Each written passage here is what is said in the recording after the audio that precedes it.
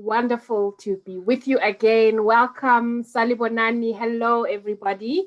My name is Tanya. For those of you joining us just today on this, our third day of this convening, this powerful, magical convening, at least it has been for me, to meet all of you in this virtual space and feel your energy and your warmth from all the corners of our continent.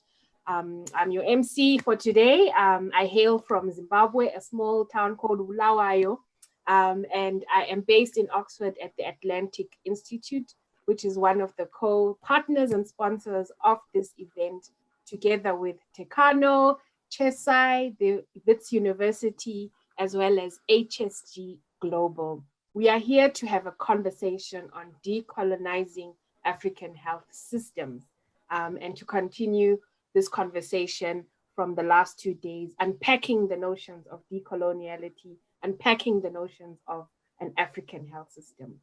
Your voices are very much valued in this space. So I'm really excited to encourage you to use the chat box, to share your thoughts, to share your comments, and to bring your questions in as an archive that we can return to as we continue to connect and build conversations on this topic. If you're on social media and you are very much wanting to have your voice in that space, I'm inviting you now to use the hashtags HSG Decolonize Africa and HSG African Futures so that we can also let the world know what's happening. Let the world know that Africans are having a conversation about our health and the way in which we can develop it and move it in a decolonial manner. I will ask, however, that you do switch your mic off so that we can hear each other, the presenters, the fire starters speaking. But the invitation is also to keep your video on. We'd love to see you. We'd love to see your expressions. This is the only way we can get a sense of, how you are engaging with the discussion. We'll also ask you to use the universal deaf sign of applause. We can't clap hands, unfortunately, because we are in this virtual space, but this is the deaf sign for, woo, I'm hearing you, I'm feeling you. So can I see you do this for those of you with your videos on? Yes, and you can see you also, I'm wearing red today. I don't know, maybe we can see your nail polish too. But it's just to get a sense of, your energy in the room, to show resonance with the speakers. Just please remember to do this. I think the speakers would love to see your appreciation. I also want to remind you that this event is being recorded, but just the plenary session. So the later breakouts, we keep them in safe spaces, but we want to again have an archive, a visual archive of this discussion. So we are recording program. Therefore, at this juncture, it is my pleasure to introduce my friends, my colleagues, who can officially open day 3 and share a little bit about where their journey has taken them to this point. I'd like to welcome Lance LOUSKETIER, a PhD candidate in health systems and policy research at the School of Public Health and Family Medicine, which is at the University of Cape Town. Lance is a health systems and policy researcher, as I've said, a queer activist, and also a senior Atlantic Fellow for Health Equity in South Africa. And we do invite you to look at the Atlantic Fellows programs by visiting the website. Suddenly, a body of exciting leaders are challenging social inequality, health inequality across the world. Their PhD explores health systems and responsiveness to queer users in primary healthcare settings. And we're going to hear a little bit more about that, as Lance is one of our fire starters today in our conversation on African health systems. I also want to introduce SHEHNAZ MUNSHI, who is research project manager and lecturer for the Shayheim Family Wits program on social determinants of health and health inequality. SHEHNAZ is a health policy and systems researcher and an activist with a particular interest in feminist, decolonial scholarship and praxis. She's also an occupational therapist with 10 years of experience serving vulnerable and marginalized communities in South Africa and the UK. She too is an Atlantic Fellow for Health Equity, and that is how I believe her and Lance connected. Thank you so much for creating this exciting space for us to connect the both of you. I now hand over to you to officially open day 3 and take us into the next parts of the program. Thank you. Greetings, everyone. It is so lovely to be here and to kind of wrap it up today. But can we all start again with a deep breath? Also deep breath because I'm tired, but a deep breath because it is the breathing that brings us into proximity with each other. And as the world's attention has been brought to the breath, we warmly welcome you to this gathering, a space and conversation that seeks to grapple with the intersections between decoloniality and health systems in Africa. For us, decolonial thinking is a segue to advancing responsive and socially just health systems on the continent. This project was inspired by the Roads Must Fall and Fees Must Fall, African intersectional feminist and queer movements in our respective institutions and communities we are part of and represent.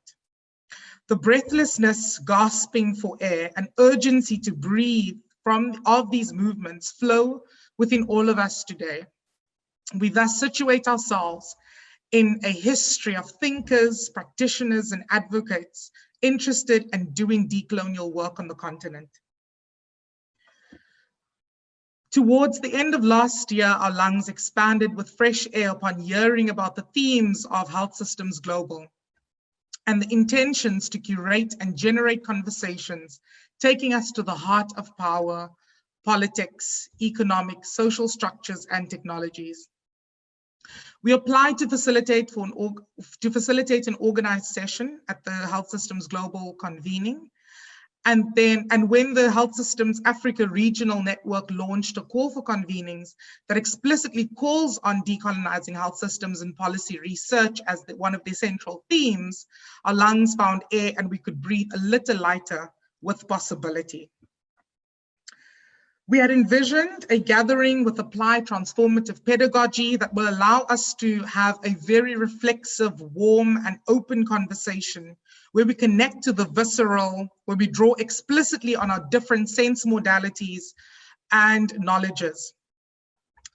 Our bodies can think and feel and change as we nurture deeper consciousness.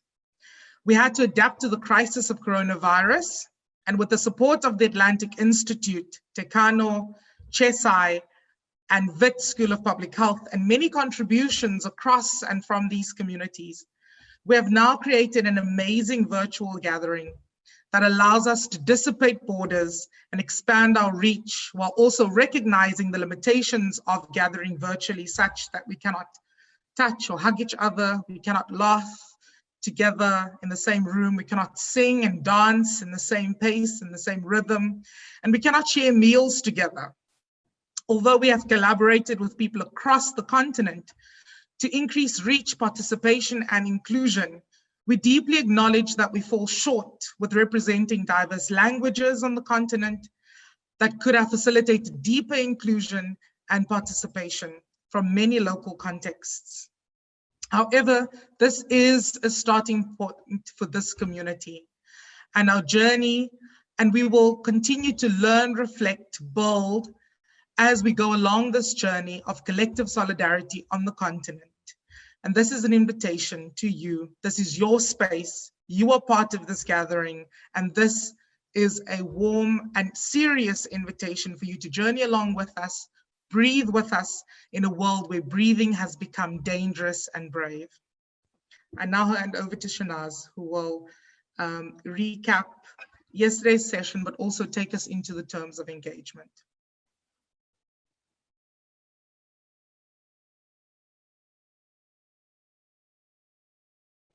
Thank you so much, Lance. As if we don't know how to use Zoom. I would like to reiterate this very warm welcome that we have been, cultivating every day to everybody in our virtual room. And as we all take a deep breath, overwhelmed with, so much of food for thought over these past few days, so much of consciousness that has been brought to our minds, our hearts, and our bodies against the backdrop of all the problems that we have in the world today, as we shift our focus towards each other as Africans and bring solidarity back to our ways of rebuilding consciousness. So once again, my offering is the terms of engagement that will guide our engagement over this last day. And in this gathering, we observe values, beliefs, practices that recognize humanity. Every interaction with each other is seen as an opportunity for knowledge building, knowledge creation, knowledge production. Useful to read the world in ways that center people's experiences, which can ultimately inform our processes and outputs from this generative space. It is seen as an opportunity to acknowledge the knowledge that all of us bring into this room as a fundamental learning principle. We acknowledge that we all bring ourselves in every gathering, our ideas, expertise, beliefs, our biases, our prejudices, and most importantly, our vulnerability. It is therefore imperative, especially today, to create a brave and a safer space for all of us to share while providing a critical self-reflection on how we share and how we bring ourselves to the space. In our quest to create a catalytic community within the health research, health systems global African network, and across other African communities in whatever field you come from, coming into our space today, it is encouraged that we recognize difference in values, structures, diversity, and we commit to learning from one another. A catalytic African health systems, policy, research, community can only be created when we are all authentic, empathetic towards one another. This requires us to come with an open heart, an open mind, and open arms, ready to give and ready to receive. So we have some exciting post-convening outcomes that we are hoping for. So this conversation can continue and we can breathe more life into the ideas, the efforts, and the energy that everybody has brought over these last 3 days. So given that this convening is the first of many African decolonial conversations in the field of health, we would like to have some webinars, cross-continental conversations. This morning we had our first interview on a university radio station, which will be spread to many community radio stations.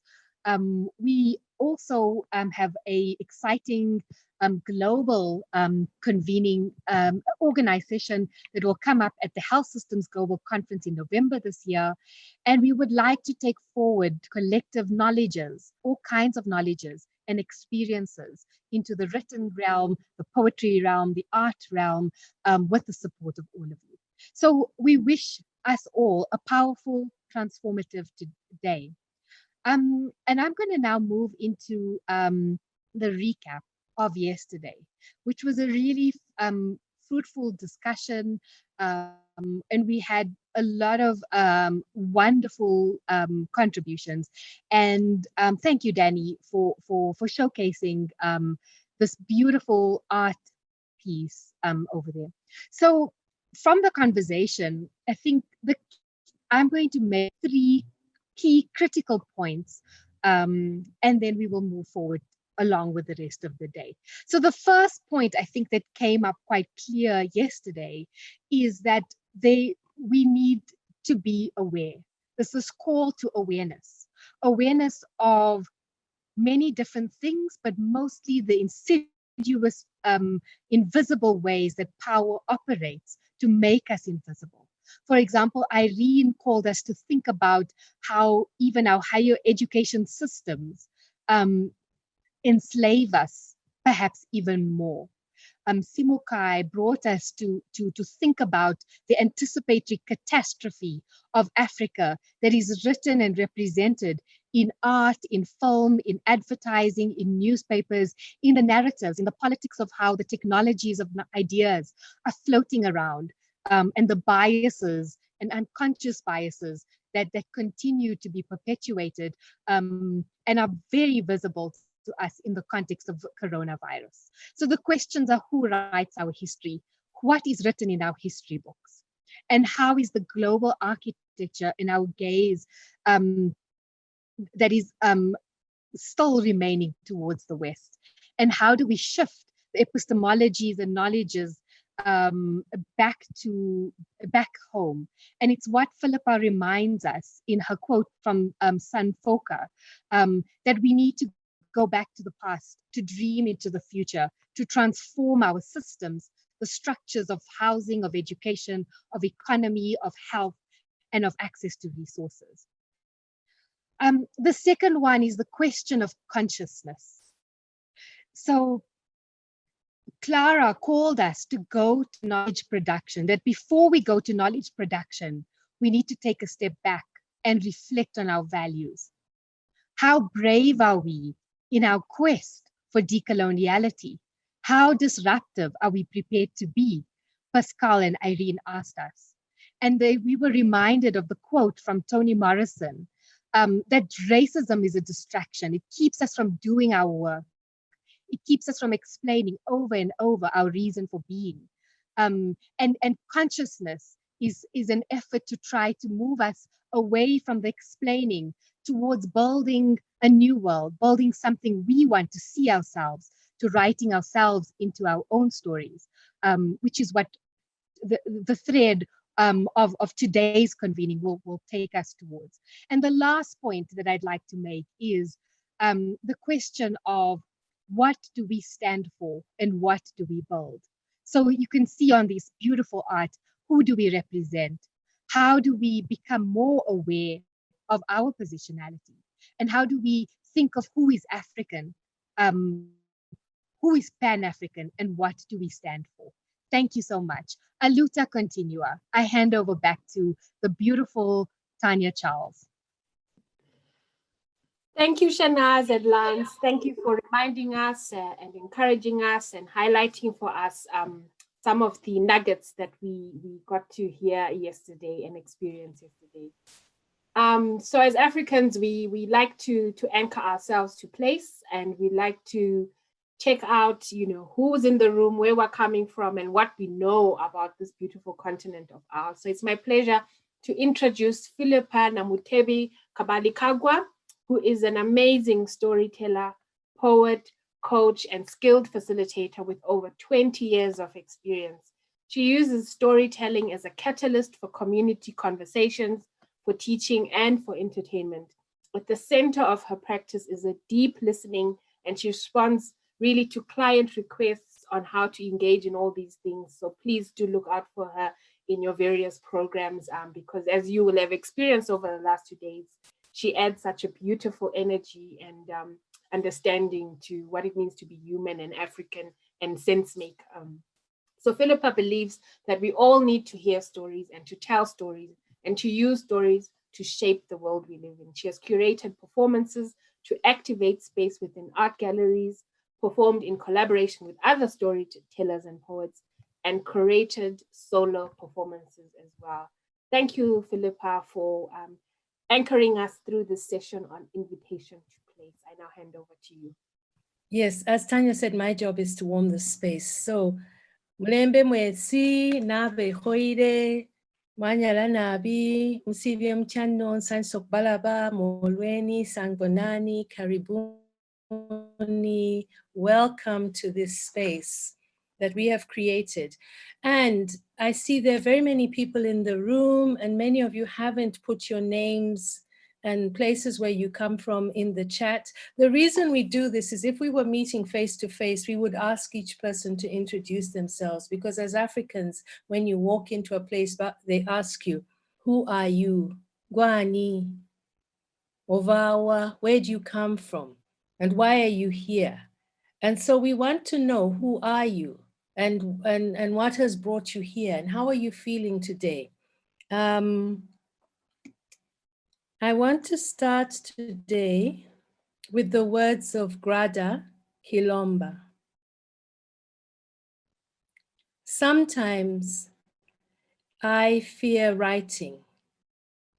Writing turns into fear, for I cannot escape so many colonial constructions. In this world, I am seen as a body that cannot produce knowledge. As a body outside place, I know that while I write, each word I choose will be examined and maybe even invalidated. So why do I write? I have to. I am embedded in a history of imposed silences, tortured voices, disrupted languages, forced idioms and interrupted speeches, and I am surrounded by white spaces. I can hardly enter or stay. So why do I write? I write almost as an obligation to find myself. When I write, I am not the other, but the self, not the object, but the subject. I become the describer and not the described. I become the author and the authority of my own history. I become the absolute opposition of what the colonial project has predetermined. I become me. And so we invite you all to, in this time, reflect on one of the things we're talking about is our toolkit and the things that we use in our decolonial process. We are also looking at our continent, Africa, and we are saying, do we know it as well as we say we know it? Africa is not a country. Africa is many countries and many people and many things. We've played with the map. We've looked a bit at history. And today we're going to kind of bring a few people into the place. And so, yes, Danny, let's ask the questions. Do you know these people? Who are they? Where are they from? Do you know them? Mikhail Ouna, Chinda Andrades, Sylvia Tamale, Aminata Mint El Mukhtar. I think there's an R missing on her name. Who are these people? What are they known for? What are they known for? Where are they from? Okay, Marilla seems to know somebody. Anybody else? Okay, Danny, let's release them from their pain. Tell them, show them. Mikhail Ouna is a queer activist from Nigeria who lives in the States, and he has he's done a beautiful documentary on queer Africans in America, in Europe, and the Caribbean. And that, you know, it's called Limitless, and it will be a really interesting thing for you to explore. Chinda Andrades is from the Cape Verde, a famous transgender activist. There was a movie done on them in 2016. You should watch that. Of course, Sylvia Tamale seems to be the one person people know a lot. Leading African feminist, a lawyer, was the dean at Makerere University and has really fought for people who are marginalized, the poor, queer people in Uganda, especially with the very harsh laws that Uganda has on gay and LGBTQI people. Aminata Mint El Mukhtar is also a Mauritanian politician and a women's rights activist, well known. And actually, to be honest, I also only knew Sylvia, I will confess, until I did some research. But I think when I started to explore, I really was asking myself, you know, we're talking about this touchy topic of queer, gay, LGBTQI, and there's all these very mixed ideas about that, you know, is it African, is it un-African? But you know, I think in a forum like this, it's time for us to really begin to listen to each other and to explore and to be curious. And I was reminded, you know, when I was doing my research, that there have been in African histories and cultures, people, men who cross-dressed. There's a whole lot of history that we don't talk about. And this is the time for the silences to be spoken about, for us to be uncomfortable and then to work through our discomfort. And I remember when I was a child, my mother was doing a thesis in oral literature in Eastern Uganda. And we went to a certain village and there were men who were wearing the busuti. Now, those of you who are from Uganda or East Africa know that the busuti is a dress, a traditional dress that women wear. And these men were wearing a busuti and they had a jacket on. And I remember my mom saying that those men are known for being like that. And so maybe it wasn't as strange as we think it is. So we need to do some history and see some digging into our history to understand and to see and to know a little bit more. Danny, can you show us the map again? Okay, so in case you don't know where Mauritania is, Aminata comes from there, West Africa, Northwest Africa, and Cape Verde is somewhere off the coast of West Africa. Sylvia comes from Uganda, that tiny little country over there in the middle. Let's get to know our continent better. You know, do you know all the national anthems of the African countries? That was something I really wanted to ask people, but not today, next time. Next time we get together, we'll see how many national anthems we can recognize. Thanks, Danny.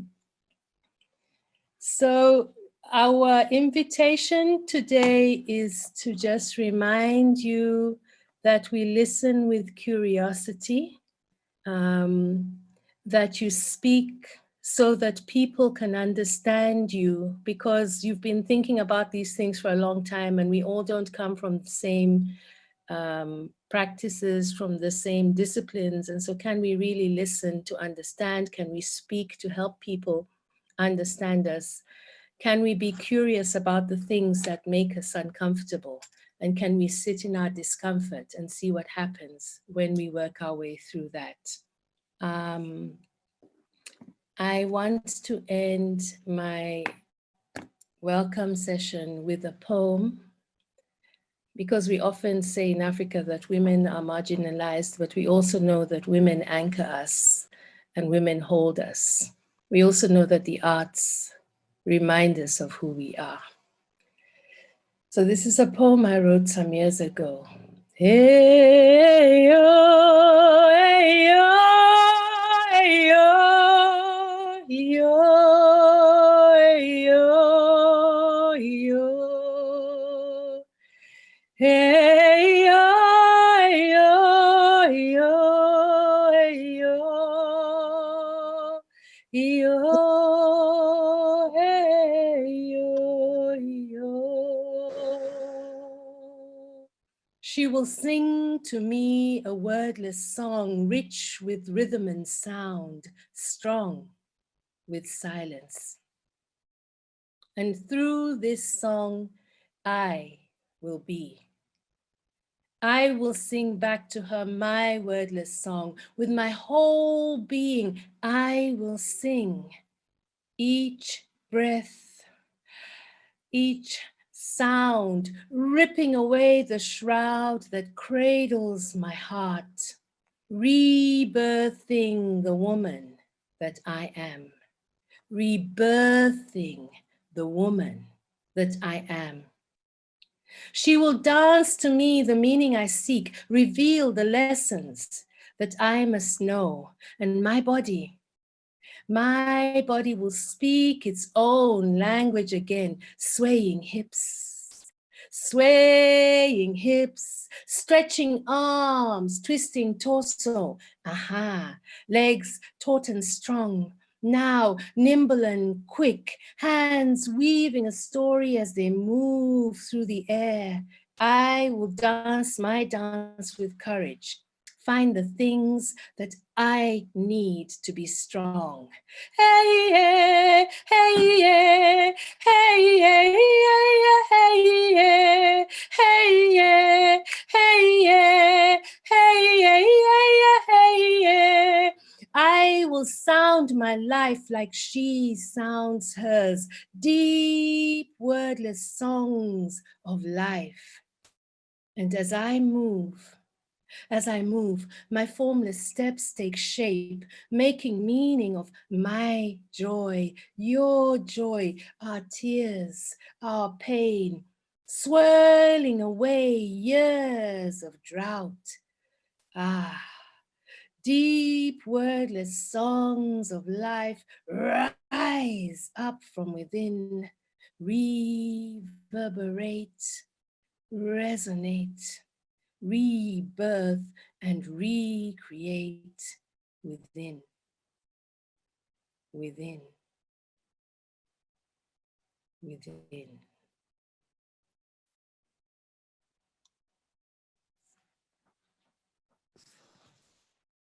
How does one follow that? How does one follow that? We honor you, Sis Philippa. Thank you so much for bringing such a beautiful essence and energy and reminder of how powerful we are, how much magic we contain. Thank you so much. With that, room lovely and welcomed and warmed, it's my pleasure now to begin the discussion which we are all gathered to unpack today. From paradigm to praxis, tools for decolonial African health systems and policy research. So the big question we are exploring today is how can we work to shift inherited and ever-present colonial forms of research, of practice, of advocacy, of knowledge production in all the places and spaces where we work and even play. And to help us explore the possible pathways, we will be paying attention to feminist and queer theory and practice from researchers, activists, and scholars who can share insights on ways to really begin changing our way of being and doing, and offer us tools and strategies for African-centered decolonial approaches to health and social justice. It's my absolute pleasure to introduce our amazing panelists, fire starters, firelighters that are joining us today. I will start by introducing myself, which is a little bit unprecedented, but yes, my name is Tanya Charles, I want to also declare that I am a feminist, an African feminist activist, and I'm very excited to talk about this, having spent some time working on issues of women's rights in South Africa and in Zimbabwe, and connecting hands and hearts with other feminists, and also having gone through the Atlantic program to understand the impact of the economic landscape on women's rights, as well as unpacking queer identities and sexualities, and how they intersect at the social, political, and economic level. But that's enough about me. I really want to now introduce Jessica Horn, who is going to be the first of our firelighters as we unpack these questions. Jessica Horn's work focuses on co-building knowledge, narratives, practices, and resources for embodied feminist transformation. She has brought this approach to almost 2 decades of work across donor, governmental, NGO, and movement spaces. Early in her career, Jessica was nominated as a Soros Reproductive Health and Rights Fellow, and she has since worked as a technical lead in creating groundbreaking social change initiatives. In philanthropy, she has worked to design models for UHAI, the first African-led fund focusing on LGBTI rights, and early ideas for Frida, the first global fund for feminists. In a thought leadership role, Jessica pioneered the African Women's Development Fund Futures Initiative, forecasting the future of women's rights in Africa. She was recently appointed Commissioner on the Lancet Commission on Gender and Global Health. This is but a scant summary of her many achievements. It is truly a privilege to get insights into what she has learned over the years on this topic, and to hear and bring her perspective to us all and to illuminate on this topic. Jessica, it's an honor to talk with you, to meet you. I now hand over to you to open this exciting discussion. Thank you. Greetings, everybody. And of course, an introduction like that is always a blessing and a curse because you're expected to be very great. And in truth, I am a mother today. My 2-year-old has been pulling things off the wall all day. So I'm a little frazzled, but I'll try. I just wanted to say thank you, because the way that all of you who've produced this and everybody who's offered their ideas and thinking so far has done it in a way which is so incredible. I think I haven't really been in a space with this much heart in a long time. And I think one of the important things that we need to know, particularly because today is a session about being practical, is that the best way to make a revolution happen is to do it. A revolution is a verb. Decolonization is a verb. It's an action. You can't only break it out and check out what the problem is. The idea is to do something with it. And I feel like in your methodology, you've actually opened space for all sorts of learning, African knowledges, languages, musics, poetries, and it's been beautiful. So what I wanted to do is to just take, it's a little bit of time, but to share some of the thoughts and practices around work that I've been a part of, which is really looking at reconceptualizing emotional well-being and mental health from an African feminist perspective. And so I'll focus on that today. And just by way of introduction, to me, there's the formal bits, but to understand a little bit why I'm even here thinking about this and doing work on this, for me, the passion comes from 3 places. One is my feminism, because I've always been fascinated by embodiment, and I think it's quite a feminist fascination, but in understanding, when recognizing that the bodies that we live in are our home space, they're our primary home. And so they're also the space where power is exercised. And so everything we're talking about happens in and through our bodies. And our bodies are also the spaces or the tools that we use to resist, to defy, to imagine, to heal. And so it's crucial. Yeah, it's crucial then to really, I think somebody's mic isn't muted, sorry. It's crucial then to really, to think about the embodiment. The second is that academically speaking, I was actually trained in medical anthropology, but I should say I was trained, although I studied in the United States, the professors that I had actually trained us in decolonial thinking. And so, and the beginning point of that was actually breaking apart the history of Western science and understanding the construction of Western empiricism today. Of course, very deeply linked to the colonial project, which is a deeply capitalist project, but also to the subjugation of traditional knowledges in the West, to the subjugation of women's knowledges, to the creation of this Cartesian dualism, to notions of the creation of the notion that there is even something that is objective fact that can be sustained and explored outside of politics, which we know is an absolute fallacy. The third, which I think has been also described, is my work that's really been, with people trying to figure out and work through these questions of HIV, sexual reproductive rights, thinking about sexuality and gender, gender identity, and more recently, this work around emotional well-being and mental health. So, to begin, I mean, when we speak, as I said, about Western, or we talk about the decolonization, but we use the notion of Western a lot, I just want to note as I go that it really is a shorthand when I'm talking for a Western knowledge system, which is empiricist, results-driven, Cartesian, patriarchal, and white-centric. And that is the kind of form of knowledge that dominates Western thinking. It's not the only knowledges in the West. And in fact, of course, there's a lot of resistance, but it has also been the predominant way of approaching questions of mental health. So through the two main initiatives that I've been a part of, one is AIR, which is a network of African practitioners that I helped to create, who are working on this question of reconceptualizing trauma from an African feminist perspective, and also working at AWDF, which is a feminist fund, an African feminist fund, to create a healing retreat, a flourish retreat for African feminists working on the front lines of activism. One of the main things that we had to do is to really begin with the definitions or understandings, right, of what mental health, and in particular of trauma.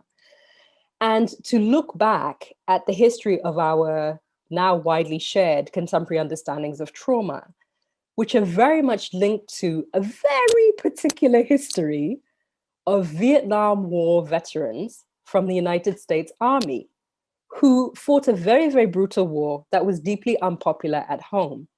And so they came back with experiences of distress, not only from what they had witnessed and done to people, which was horrible, but also the fact that they came back and they weren't considered heroes, which at least would have been some balm, you know, on the whole affair. And they were in need of support, they were distressed. It was imperative to create a disease category for that condition so that these guys could access medical care. And so here we have the construction of the notion of post-traumatic stress disorder, which is a very individualized, medicalized, and pathologized way of understanding the trauma that you live with after you have been a part of or experienced that kind of violence and upheaval. And we apply this idea of trauma so easily in how we talk about trauma today, not thinking again of how particular its history is and the fact that there's an extent to which it doesn't really resonate to the experiences or understandings or needs in our contexts. So my first contention is that we need to reconceptualize and repoliticize our understandings of trauma, to move away from the idea that the problem is an individual who has gone through what would be normally a nice life, but then experiences one experience that creates distress, and that through therapeutic practices, some argue they can be even short CBT style intervention, you can make that person better. If you are a Zimbabwean migrant woman living in a township in Johannesburg and you are suicidal, you are not only feeling suicidal because you are personally having an experience of distress.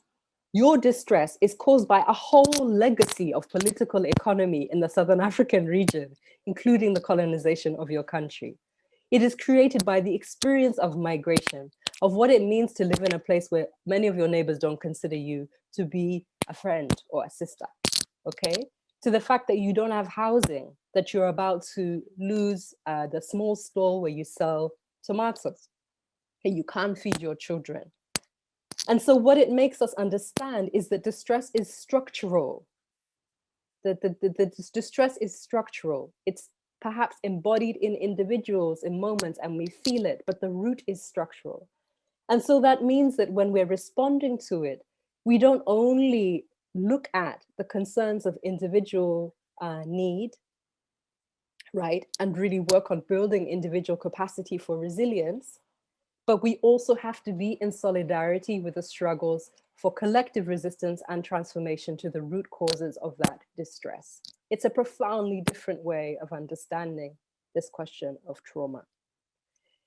Linked to this is the need to really move away from, again, as part of this whole notion of just seeing these issues as individual, of really this narrow frame on intrapsychic feeling. So to only think about one person and how they feel, but to not understand that one person's distress is actually held collectively.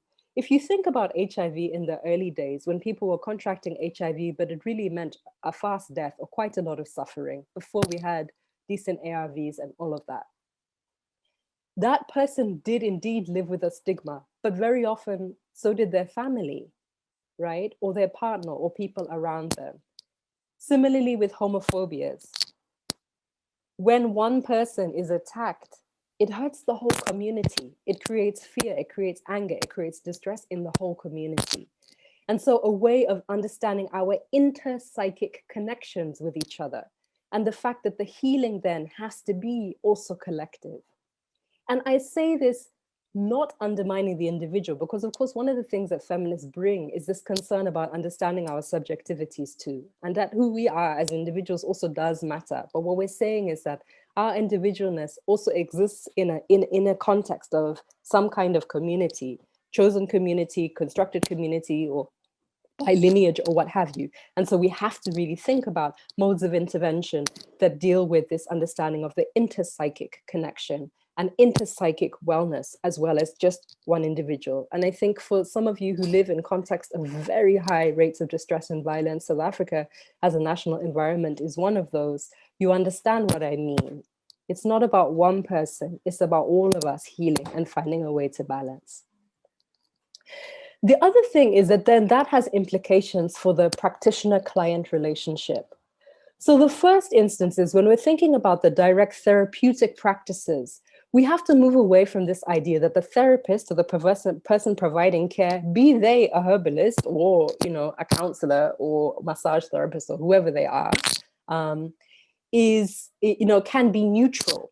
There's no way to be neutral. If the upset is caused by politics, the response has to be political. So there's no way to be neutral in that respect. You are implicated and in a way called on to be activist and to contribute to relieving the structural roots of this distress. We also then need to think about expanding our recognition of who healers are. Who are the healers? So if activism for prevention, for transformation, is working on the root causes, is that also a form of healing? The care that is provided in the home space, is that also a part of healing? We can again open up a broader sense of the healing ecosystem. The third is that there's a very common understanding in psych professions in particular about this notion of vicarious trauma. So the idea is that then as a practitioner, your clients are almost positioned as a threat to your own mental health and well-being, because the idea is that they will traumatize you, right? The vicarious trauma idea is that your clients will traumatize you. Their stories, the things they're going through, they're upset, weighs on you, and it becomes a source of too much stress and burden. In activist space, and for anybody who's a therapist, you know that to some extent that can be true. But it's also a problematic framing, because what it does is it frames people who are already marginalized as a further burden. Not only are they a burden on the government who has to give them support, and the NGO who needs to make a program for them, and the donor who needs to give them money, but even you, the healer, they're making burdens for you. So in a way, it's quite a disempowering way of thinking about the people that we're in solidarity with to work out, you know, to create better wellness. So there's this beautiful reframing by a group of practitioners in Colombia of vicarious resilience, because they studied practitioners dealing with communities that are around trauma issues and realized that actually there's a lot that we learn from people who have survived or are in the process of managing very distressing environments. There's a lot we learn about what it means to be a human being, what it means to navigate the self inside and outside, what it means to be together. And so the possibility then of acknowledging this vicarious resilience that we also gain in the interaction and in the solidarity, that it's not just a burden. So again, these are sort of some of the framings. I've hinted a little bit to the practice, but then to really think about what that means in terms of tools or practices, right? Decolonial feminist practices for engaging questions of emotional well-being and mental health. Well, the first really is that it affects our questions. So many of you are researchers in an academic sense, and you know that sort of the gold nugget of research is the question. Everybody's searching for research questions, right? Well, it's crucial then for both academics, but also those of us in practice, to begin the questions somewhere else, right? We don't need to begin with some of these hegemonic Western ways of understanding emotional mental health or trauma as the center. We can begin elsewhere. We can begin with the interpsychic. We can begin with this question of vicarious resilience. We can begin with a curiosity for understanding how people manage this question of dealing with emotional distress in their own context. In the AIR network, we were really interested because all of us were practitioners who were engaging in communities affected by quite extreme violence and civil war. So in DRC, Rwanda, Sierra Leone, Liberia, places like that, South Africa and townships. And these are environments where there's very high rates of structural violence, high rates of emotional distress, and very, very few Western trained psychologists or counselors. But not everybody is on the brink, right? So they must be doing something to maintain and to build the emotional resilience and to kind of help construct and reconstruct emotional balance. What are they doing? I've recently written about this in an article in Gender Development I can send around. But just to note a few things. One of them is that one of the common practices we noted was the use of collective song and collective dance. I want to note that it is not that Africans are naturally rhythmic or naturally musical or whatever. Yes, we can be good at that. The women in the communities of survivors using song and dance are using it intentionally. They are doing it with therapeutic intent. It is a technology of healing for them, and they know that.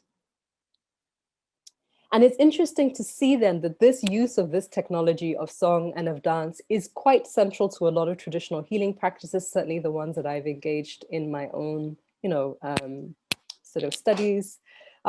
Interestingly, also to charismatic Christian religious practice.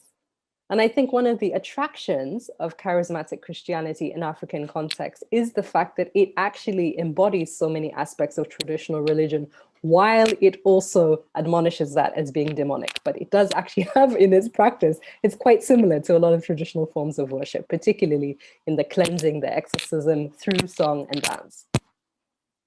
A second is rebuilding economic agency. So for a lot of people, again, the structural inequality and the structural violence also means that people don't even have the means for basic dignity in terms of being able to buy food for their families, earn a living.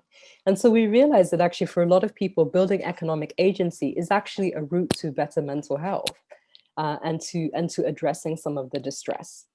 And so we framed that as livelihoods therapy, and to think again, and I think it's an area we can think about a little bit more, and also radical terms, thinking of the economic dimensions of this and more radical forms of livelihoods. But it's interesting that that is actually quite crucial and central to people's healing processes.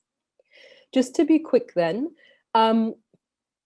another piece of it is about how you write and who writes. So one of the things that we did in AIR is to really support practitioners to document their own knowledges and to create citable material, because we know full well that if you haven't documented it in writing, as much as we appreciate orality, to be honest with you, the hegemony of writing is so strong, we also really need to enter there and break that too.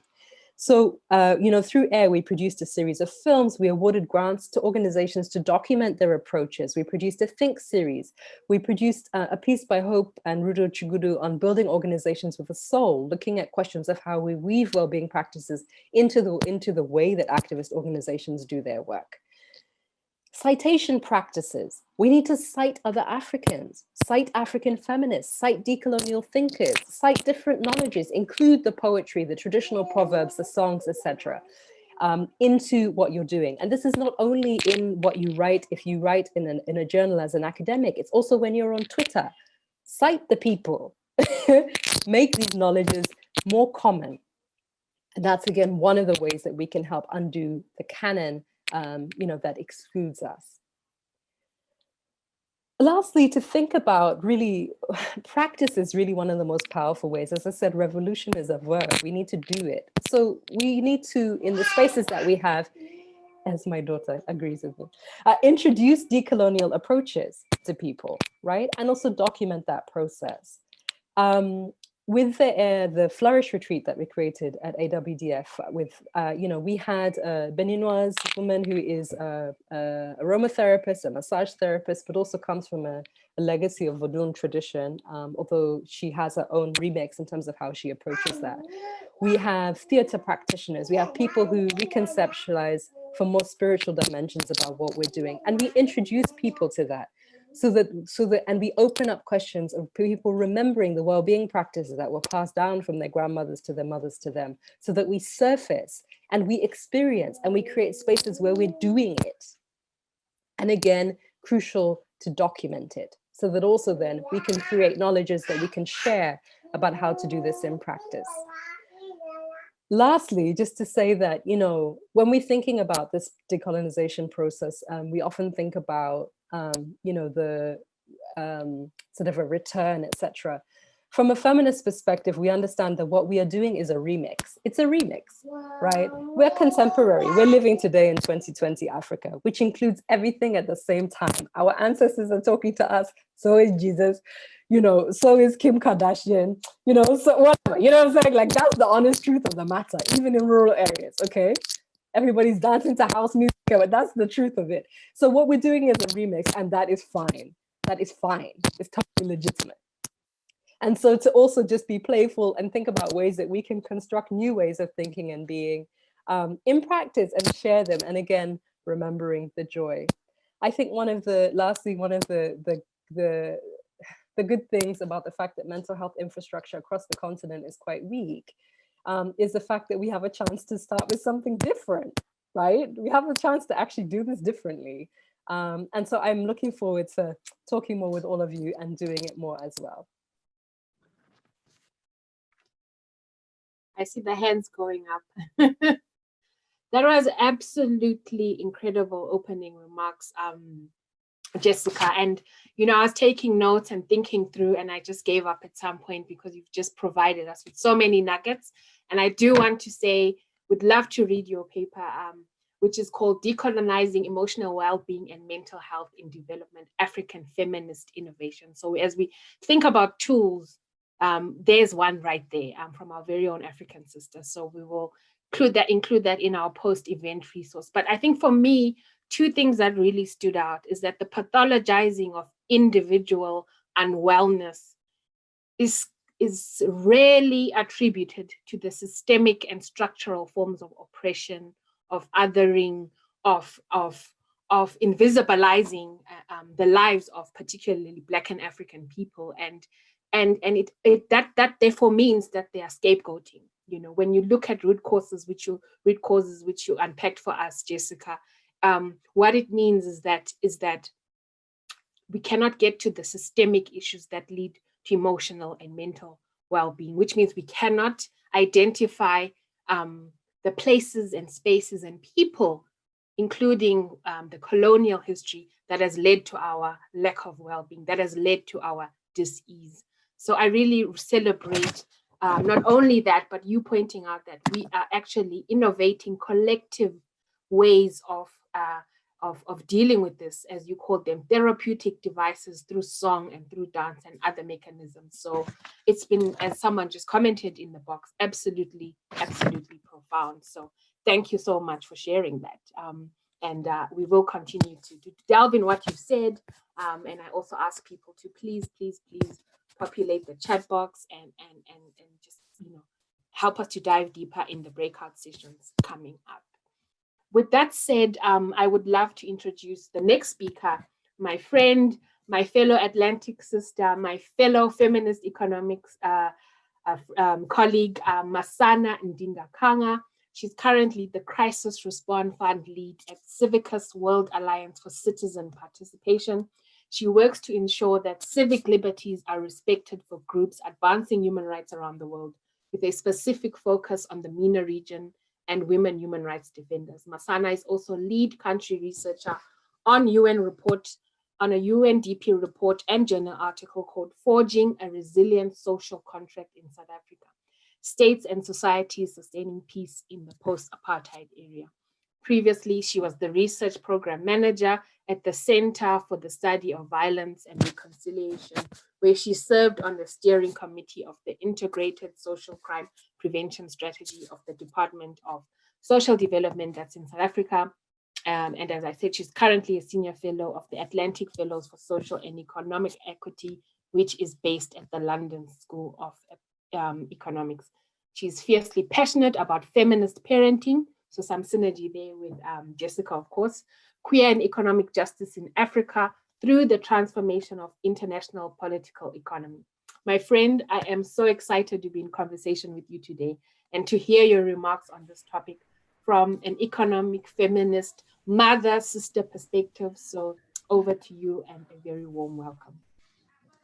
Thank you so much, Tanya, and to everyone. It's so lovely to be able to be here. And I'm sad that I missed most of the past 2 days. I was able to follow online. And of course, you know, like Jessica said, such an introduction is really intimidating, more so for the speaker, and following, I think, just such a profound and for me, deeply personal and healing contribution from Jessica. It's such a privilege to be able to be in the space. I apologize in advance. I do not outsource my childcare. So I am at a restaurant where there's a play area. So I hope that there's grace for different ways of showing up in these spaces. And I'm really happy to be here with you all. I've been sitting with this since SHEHNAZ and I spoke 2 or 3 days ago about this convening. Of course, you know, we were in the middle of a crisis, but I think the false perception of that crisis is that it's a new phenomenon. And I think what makes the crisis feel so imminent and emergent and deeply shaking for so many people is because it's a crisis that has also affected the wealthy, and that they have not had the buffer available to themselves to hide from really the contagion that has been the lived existence and the reality for the majority of people around the world. And that's quite interesting for me when we talk about crisis and power, about disease and bodies and occupation and sites of resistance. The pandemic has not just laid bare imaginations around a new normal, but in the initial articulation of that new normal, interestingly seeing who it was who was available to speak to this conception of this new possibility, this new reality. And of course, sort of the canon of Black feminists screaming out, "We told you so." So I really want to foreground my discussion around social reproduction and how the social reproduction of our feminists has really led to a situation where there is no rest and the detrimental effects of that.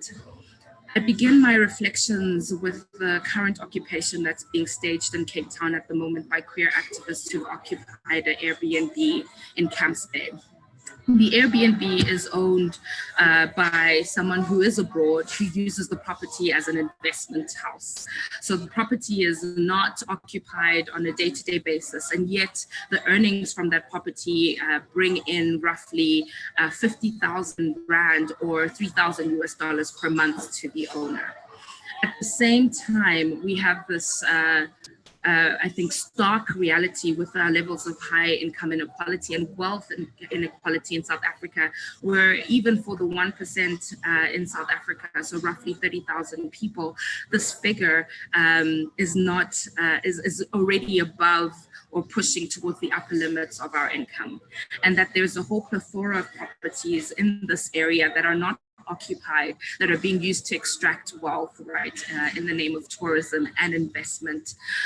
I think that this points to a crisis, as we see with these queer activists occupying this property, that they have been on the receiving end of vitriol, of death threats, of violence, and are now in courts defending themselves after their lawyers dropped them. That there really is a crisis of imagination, of legitimacy to occupy space that we're facing. And that this crisis of legitimacy is not just a crisis of practice, it's a crisis of conceptualizations of value and who has the right to show up and occupy space and make other people feel uncomfortable. The queer activists have, I think, knowing them personally over the past few years, have in many instances been on the receiving end of violence from the state. Even during lockdown, what we saw was forced evictions, even though there was a moratorium on evictions that had been declared by the president, of homeless, of Black people forced to move again in a democratic dispensation. So when we're thinking of value, we are obviously running into a crisis. And when we're thinking of who has the right to occupy a certain type of space, what is a comfortable space? What is a space with the resources for luxury and rest? What is a space with a view? Then that's a very narrow definition in the public imagination, right? Because the idea is that if you work hard, you would be able to access these spaces. And of course, then this moves me then to why it's necessary to deconstruct power, right? And the pervasiveness of Homo economicus within our imagination of value of humanity. We see in the discussions of Homo economicus that he is typically a white, straight, cisgender man who is normally subsidized by the bodies and the work of others, whether this is through his spouse or through his employees, that he is able to extract value from their existence and outsource his inconvenience onto them so that he can rest. So there is within this conception, even of our own resistance, that the need to rest, the desire to rest is a luxury. I work very closely with a grassroots activist who's been working with informal workers in Cape Town. And we've been campaigning for them to be reinstated after they were dismissed unfairly during the FISMA school protests. And we have this fight often around why it's important to rest. And again, it is because in our conception of our bodies and our beings is purely for the purpose of extraction and production, that rest is a luxury, right? And I love the work of the NAP ministry in helping us reimagine the purpose of rest. So they say that rest is a form of resistance because it disrupts and pushes back against capitalism and white supremacy. It allows us to imagine who gets to nap. I don't know about you all. I love napping. For me, nap is part of my resistance, but there are certain sacrifices I have to make to nap, right? There's certain sacrifices, particularly in productivity and unpaid care work, that I have to make in order to nap, right? It is a gift to myself. Who gets to play? Who gets to play with their children? Who gets to rest? Who gets to breathe deeply? Who gets to go on walks? And ultimately, in our current, yes, I will share the quote, in our current conception, my daughter's busy putting her hands up, so I think I'm doing okay. In our current economic framework of value, and because of this externalization of inconvenience, right, of production, really the idea is that for these activists occupying the property in Camps Bay, that they don't have the right to rest in that space because they have not worked hard. We all know the quote that if we measured wages and income and contribution to society solely on hours worked, that Black women would be the wealthiest people on earth. And of course, reality dictates that that's actually not a case. So then I want to turn to what social reproduction is and how it functions to extract value, right? So in the process of social reproduction, it also assumes who the expertise, it assumes expertise, and it values closeness to white maleness. There's no denying that. It also extracts rest, time, and options for growth and concentrates this onto a few.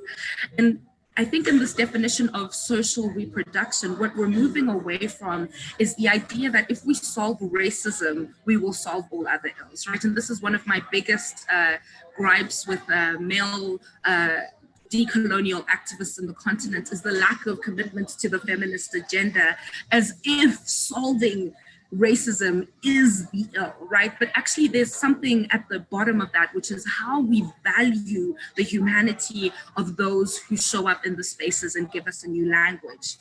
So we see again that this earning straight white man is subsidized by his spouse, by his Black worker, who is consequently subsidized by a Black woman, who is consequently subsidized by a Black migrant woman, right? And this Black migrant woman is subsidized by her children who never rest. So Nomxolisi Xaba writes that when the state fails to liberate Black people from poverty, the girl child is tasked with the extra burden of providing. So again, it's not even just a gender issue, it's also an issue of age and power, and how that power is exercised on the bodies of those who are deemed inferior in the hierarchy, leading to the concentration of Homo economicus.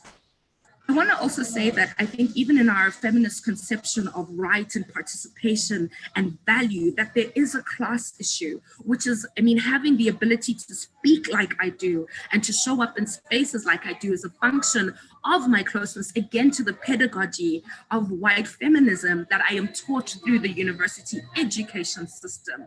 But there is another type of feminism that exists that for me is even more radical and more profound, that even it lies within my own lineage. So recently I wrote a book chapter on the necessity of rage in feminist parenting. And if you ask my mother and my grandmother, they'll say, oh, what's this feminist thing? But in their actions, I learned a rage in feminism that was a deep part of my liberation from cisgender, heteronormative misogyny. I saw this in my mother being on the receiving end of domestic violence and consequently deciding to take a picture of her face and frame it and put it up in the passage and say to us as a site, don't ever make excuses for the behavior of your father. I want you to remember what he did to me. Of course, deeply traumatizing, just reflecting on what Jessica was sharing with us, but a deep part of the rage that is necessary for liberation. Similarly so for my grandmother, who is a peasant farmer, her refusal, despite being able to speak English and despite my parents' choice to raise us speaking English, to her protest, refusing to ever speak English to anyone, ever. Never ever spoke English, not a word of English in her life, not even hello. And for me, like, these actions are part of like a radical rage in our way of being that demand a legitimacy, whether or not it is acknowledged within our formal systems, right? Whether or not it is given a platform and a theory and a citation, it is legitimate because it exists and it is practiced. So how do we move our practice of radical feminism out of the theoretical into the practice and the embodiment of our beings? So what does this mean for policy and practice? And the COVID-19, again, this moment for me is uniquely interesting, especially when we're thinking about social reproduction. And really it shows that if we can never rest, we are forced to choose between survival and showing up for ourselves.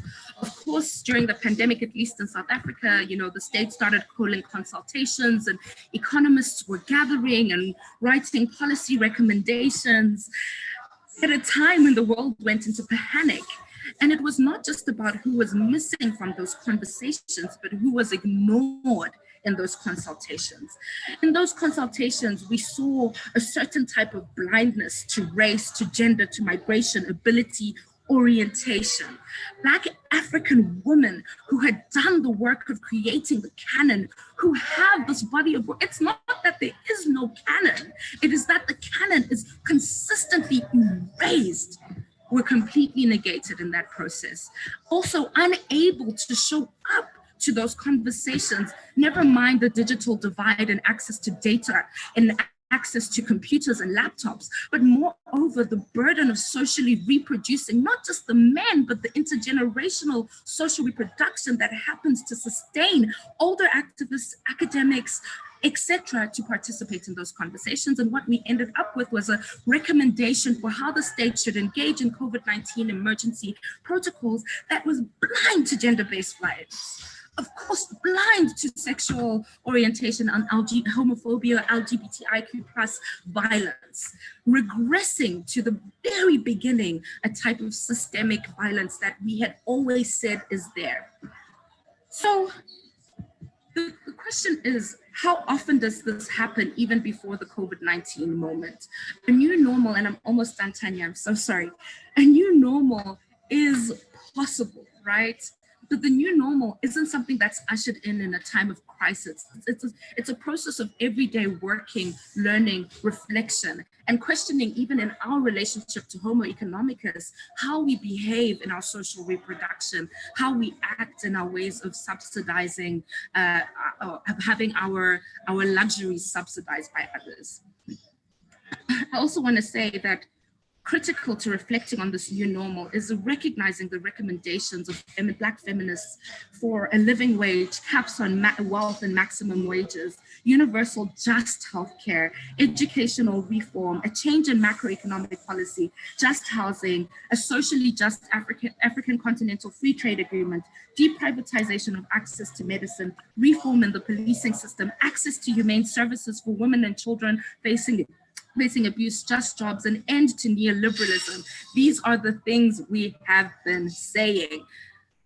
What will it take for that I told you so to be taken seriously? And this is the thing that makes me tired, because we see that it's come to this point, as it does decade after decade, that we must mobilize ourselves and put our bodies on the line in the middle of a pandemic just to be heard.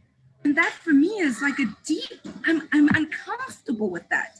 So when we're talking about the pedagogy of change, right, and the pedagogy of the oppressed, how are we thinking about equalizing the stakes between those who are on the front lines and those who are extracting knowledge and wisdom for journal articles who may be read by your mom and cited by your friend? How do we move beyond that conception of knowledge and reproduction? That is what I don't know. So I want to end by saying that we need to recognize that ultimately change is in the body of the collective, right? And not this individualized conception of change. And it's not to discredit the work of academics. I'm a recovering economist, I'm a recovering academic, and now I'm just a confused person. It's not even to say I have the other answers, all of the answers, but I think it's also to bear witness to the exhaustion and be accountable for our role in a community care. It's to recognize the nodes of power and privilege and a process of shared learning that is deeply embedded in love and not extraction and not merit and value rather than to take. Where we are reliant on social reproduction, we have to be aware of how we are moving closer and closer to Homo economicus, and imagine what we can do to see privilege and work in empathy and justice and equalize the stakes of radical resistance. I hope that at least my rage and confusion helps to contribute to something helpful. And I'm so deeply, deeply grateful to have been here with all of you. Thank you. Wow, thank you so much, Masana, for those powerful remarks. And we just want to also honor you for showing up as a mother and as a professional and as a sister, as a friend. It's really and testament to what we have to do as women to show up in spaces and to deliver and to produce. And I think, you know, we acknowledge and celebrate you making the time for us, as well as with Jessica. And I think your personal story that you've intimated it as well really is a story about the disruption to family life, the disruption to social production that colonialism and that capitalism has resulted in. Basically social production being how human life is sustained. You know, who cares, who cleans, who sings to, who nurtures, who consoles, and that the burden does rest squarely with women. And basically the disruption, you talked about the disruption to space, how we have to put our bodies on the line within our own continent, in our own spaces, to have space in which to produce family in the way we conceive, in a way that is resonant with our African sensibilities as queer people, as gendered people, as people gendered as women, people gendered as men, that we don't even have the space to do that. We don't even have the space to rest, you know, that really resonated with a lot of people in the chat box, you know, that capitalism has stolen rest and has stolen our value.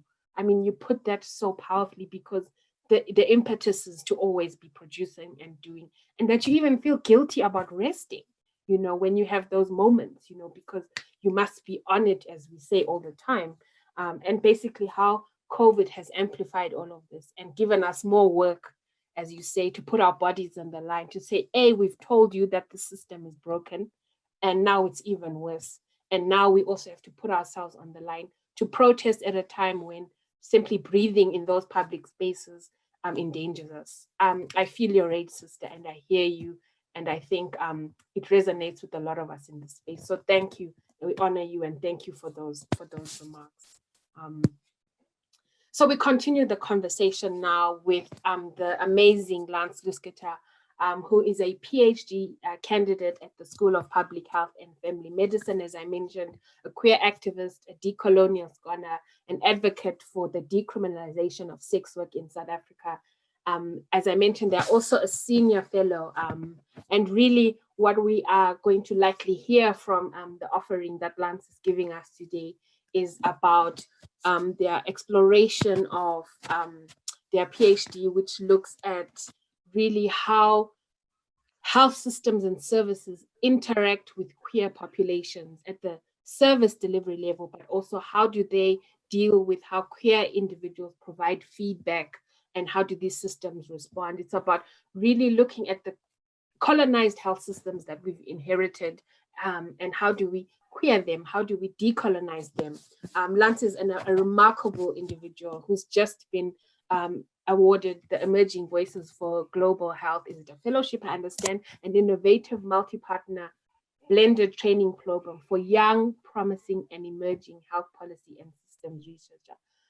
It's really great to give you this opportunity, Lance, during this 3-day program to deep dive into your work, to reflect a little bit on what we've heard. And also I'll just take the opportunity to again thank you and SHEHNAZ for opening up this space for us. I'm excited to hear more as we unpack how to queer and decolonize health systems and what tools you've seen and what tools you've kind of, and questions you have in this arena. So my dear friend, over to you. Thank you so much, Tanya. And thank you for the opportunity. Masana, I'm always so struck by just your beautiful passion and just reminding us of rage and taking us back to the occupation, taking us to thinking about how do we dismantle systems and where do we look for, are we looking at the right places when we are looking for our tools? Where do we need to be searching? And where do we look towards? I'm just reminded of Stella Nyanzi and the struggle in Uganda. Stella was invited to be part of this space, but couldn't join. And it's just amazing, who do we need to look to? I think that's the question, that's the reflection. Tanya, I know that we haven't updated you, but an hour before this meeting, SHEHNAZ and I decided to change my input to really not look at my PhD. So sorry for that. But the reason why we changed and tried to kind of think about shifting the conversation and my contribution is because we wanted to take seriously the next steps, to be able to really get us as a collective to reflect on where do we go from here, right? So, and I think that's quite important. I think we have an opportunity here and that we should use it. So I'm going to be presenting a little bit on the imagining work, the kind of thinking, nothing set in stone yet, and we are moving, we are molding, we are co-building, we are really trying to weave together this tapestry that Philippa was referring to, and this is probably the seriousness of the invitation to come and weave with us, to sit in the circle and to really work and weave and to be able to take serious that invitation, and these are the kinds of ways that we are thinking. We've also been thinking about the tools in our conversations. And I want to start this reflection before I speak about kind of this home or this concrete step for theory and action in moving our work forward, is I want to start by foregrounding that decoloniality to us is at least not an end, but rather a means. And that's why we have been focusing on this kind of segue, a process, a lens to multiple ends, linked to multiple processes, but particularly with our imagining of a socially just health systems and series of health systems on the continent. And it is not the only means, but a useful one. And as reflected in discussions, particularly yesterday, that for many of us, we need to be brave at chipping away or disrupting. And I'm still struggling with whether we can legitimately dismantle. And what parts are we dismantling? Can we? And you know, Masana and both Jessica and Masana's contributions really got me excited to really spark our imagination. You know, what are the possibilities in our imagination to dismantle? And I have hope. And for us to look at our collective bravery, and to also, I mean, it's also about what has been emerged about this kind of these contradictions and tensions that we navigate. I don't necessarily, I'm also a very confused person, Masana, so I can resonate with you there, but I am located within an institution that I feel was never built for me. I'm from a working class background, I'm queer, I'm Black, I don't represent anything, and in fact I have to chip and strip away more and more of myself to be able to survive in the academy. And so what does that mean, and what is that process of doing, and what does that work look like, what tools are required for really for not just surviving in the system, but actually doing the work of dismantling. And so, I mean, in the conversations that were raised is this kind of, we in this in-betweenness of trying to be critical, trying to call out, trying to name invisible power, but at the same time, we need to realign, we need to build, we need to reimagine, we need to transform in very real and concrete ways.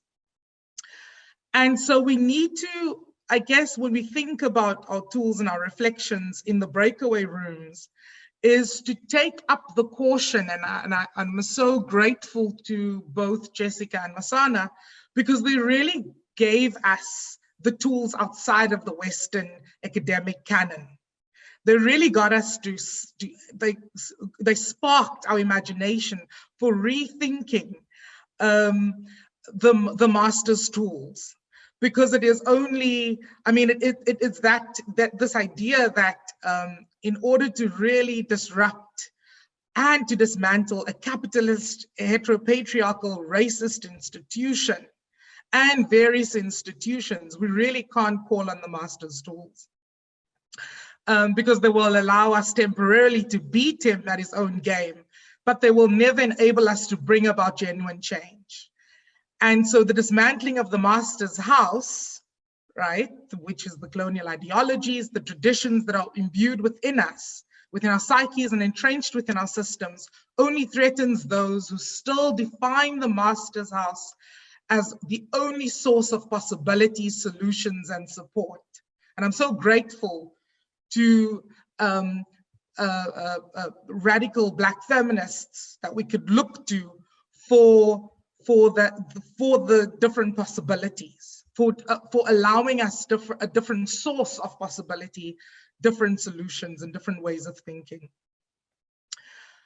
I think from the conversations, I thought to kind of try and map out, and SHEHNAZ and I had a conversation earlier, to map out, you know, some of the thinking around tools. Just that have emerged over the kind of past 3 days. And the first is really the tools of naming, the tools of knowledge, the tools of memory, inciting memory, It's the tools of concepts, of ideas, of visibilizing, of understanding and analyzing, and in the academic sense, because that's my location, the tools of moving into a disciplinary void, where we come to understand the limitations of our disciplines and interrogate the ways in which our training and our disciplines have disciplined us, and interrogating what forms and the way in which we see ourselves in the world, and to be able to really resist and demonstrate that relevant and robust theorizations and practices can emerge from the African subject and their consciousness, and does not need Eurocentric policing, regulation and assessment before it can be legitimized and substantiated or deemed as meaningful. So it is about this kind of being curious and looking towards and pulling from and developing critical and liberatory theories and concepts, not only from the social scientists, but from our families, from our stories, from our histories, and from each other's stories, right? From how do we share and how do we move into that space. And so Alalwani gave us a concept as an example of occupational consciousness, which is the ongoing awareness of the dynamics of hegemony and recognition of dominant practices and how they are sustained through what we do every day, with the implications for our personal and collective health and well-being. And so it's really about an archive, trying to pool together a collective archive of knowledges. And these archives might not sit within one place or at one particular point in time. The tools of unlearning and relearning, moving away from self-interest and putting the needs of the disenfranchised first, and understanding that people are experts of their own lives. And so as a scholar and as a practitioner, how do we move away from only serving the interests of our careers in the academy? And how do we see ourselves as facilitators of social change in and through the research process? And then tools for counter power, and Masana and Jessica both really gave some really concrete tools for counter power strategies. But it's also about the concrete kind of, how do we chip away at the financial arrangements, the systemic arrangements, the funding arrangements, the policy arrangements, and what are people met with? And it's about seeing the, I'm so tired of an example of is what happened at Bishu with community health workers, to be legitimately understood that their work is important in the health system and to be absorbed and acknowledged and recognized in the health system. There was the state's response was to respond through militarization and drawing guns and pulling guns on them. What forms of resistance and the violence of the state or the agency of the state to further then repress.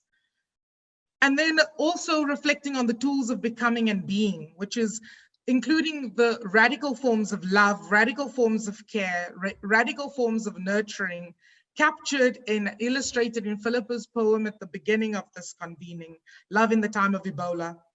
And looking within our communities, and looking at self-determination and collective reliance, and is about revisiting, and understanding and bringing back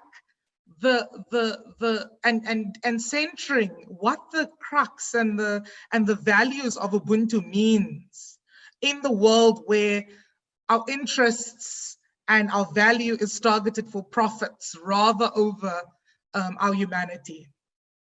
And so for me, the question around how brave are we to to dismantle is a black box, because personally, and this is a question that I'm sitting with, to what extent do you know, and it's what Pascal raised about, do we throw the baby out with the bathwater? And what are the consequences? You know, what are the implications? But more importantly, what do we dismantle and what needs dismantling, and how? What are those strategies for dismantling? And maybe it is that in all of the other tools that I've mentioned, the dismantling is part of that and forms part of that, because there are intersections in these tools. I'm now going to move into practically how this kind of space and project moves forward. Tanya, do I have still a bit of time? How am I doing with time? Carry on, my dear. 2 minutes, okay. yes. Hmm? Okay, so we explicitly recognize that part of this project and platform, that it is an African consciousness project, a project that has Africa as the locus of its enunciation. We take very seriously the humanity, the wealth of philosophies and knowledges, the cosmologies of the multiplicity of contexts as worthy of inquiry, as valid and important for our own healing, our well-being, and our health. The space embraces an activist, a social movement, an advocacy, and a community of care orientation. It is a solidarity project, a home and a space for diverse pathways, connections, networks of opportunity for people interested in taking these spaces forward. And taking these ideas and practices and conversations forward, And it's also about making connections with thought leaders and practitioners, with everyday people in decolonial work, decolonial understandings, local knowledges, indigenous knowledges, and connecting it concretely to the health kind of theorization as everyone's space collectively. And to be able to also spark intergenerational and cross-border conversations, looking to Black and intersectional feminist movements, as well as trans and queer movements. We incorporate the importance of arts, photography, videography, poetry, dance, song, laughter in our collective wellness and as a legitimate form of theorizing and praxis. We also hope to kind of launch a virtual space and hold that space, capturing, archiving, curating, theorizing, and connecting, and to also work towards priorities. And these are not necessarily research priorities. They can be advocacy priorities, movement building, and further actions in health and health policy and health systems, including ways in which we can apply some of the learnings and some of the connections that we've been engaging here, and to really go beyond the North American and European frameworks that have dominated, particularly the field of HBSR.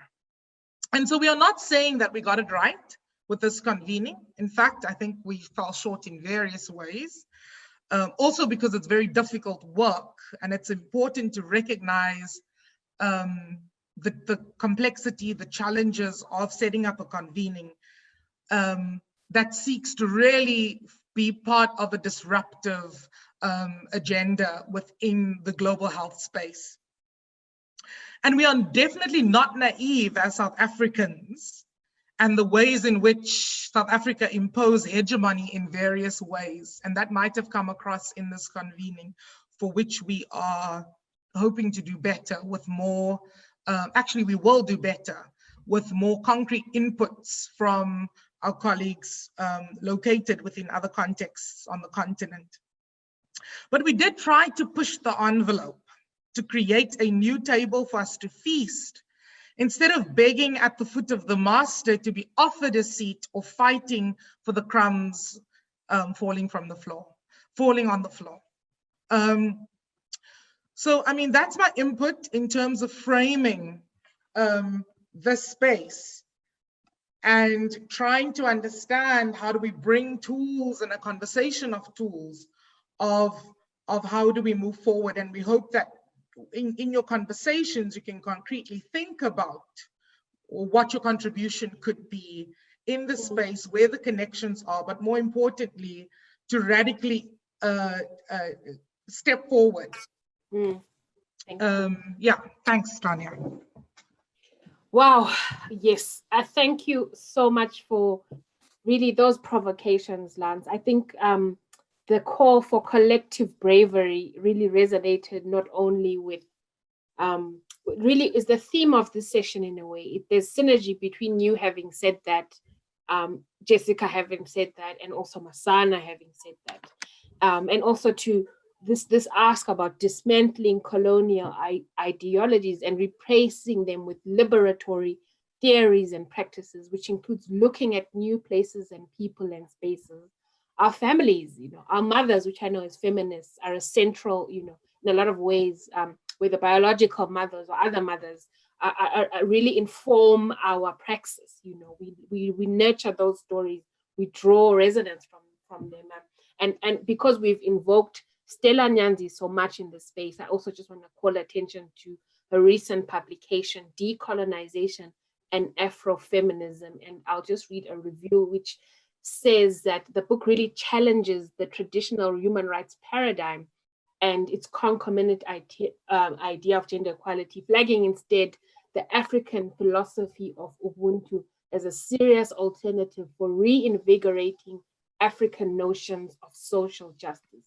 And I think it's again re-emphasizing what is our African sensibility in social justice, in health, and it's leaning towards a collective approach. It's leaning towards looking at tools that don't do the individualizing, that don't do the sort of pathologizing of individuals, but rather re-invoke, turn our minds and our heads and our practices to collective action in order to target the systems and structures that have led us to where we are. And really, with that said, I'm going to ask all three of you to respond to one question before I review the chat box. Is, part of the practice, and you hinted at this, Lance, was to do something collectively.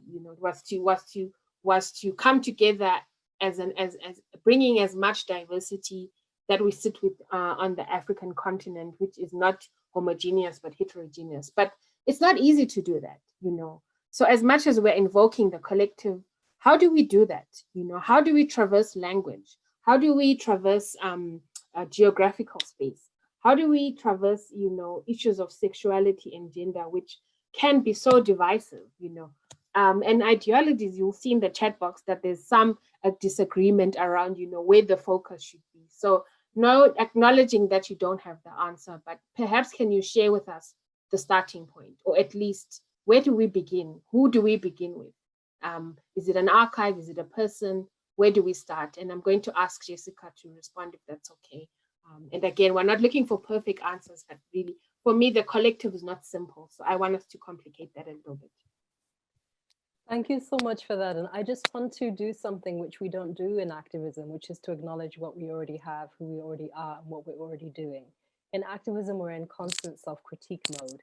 It's good in the sense that we should never really rest on our laurels or sort of be satisfied. There's always more work to do. But actually, even what Masana was talking about rest, actually has to manifest also in our understandings of self. We're trying. We have to acknowledge that what we're doing is a contribution already. This space is unbelievable. After this, I've noted all the names. I'm going to look up all of the people, find your information, read the things you've written and the knowledges you're producing and the things you're engaging with, and engage it further in my work, carry it into my work. The poems, I've taken them, I've noted them, I will use them and cite them, all of that. So I think that we are already doing something. We have already started. And, people are referencing Bantu Biko. We have, Miriam Makeba singing as a Guinean, not a South African. She says at the beginning, I was invited by Guinea to the celebration of independence in Mozambique, right, etc. So, I mean, we come from a legacy of this work, so it's not starting now. But, so with that, from my vantage point, what I think is useful, a few things. One is that, yes, we really do need reference lists or reading lists or what have you, because we are reading.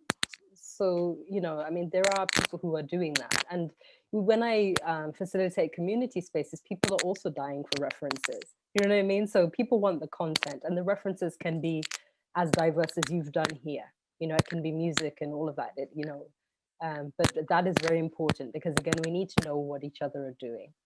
But secondly, I think, you know, we all come from different politics, but we always have to keep working on our politics to be more inclusive. I really don't think if you say that you're about liberation and people's freedom, that you can hold on to your homophobias, etc. It's just not, it's a little bit of a dishonest way of proceeding, because we have to keep working on it. You know, for example, in the activist spaces, one of the issues I keep confronting is disability, and the extent to which I still really don't think enough about the fact that people live in all kinds of different bodies.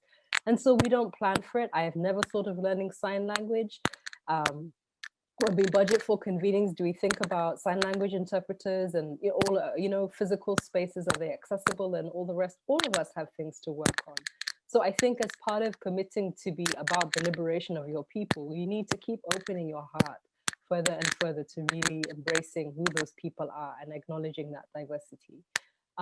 So that's a political project.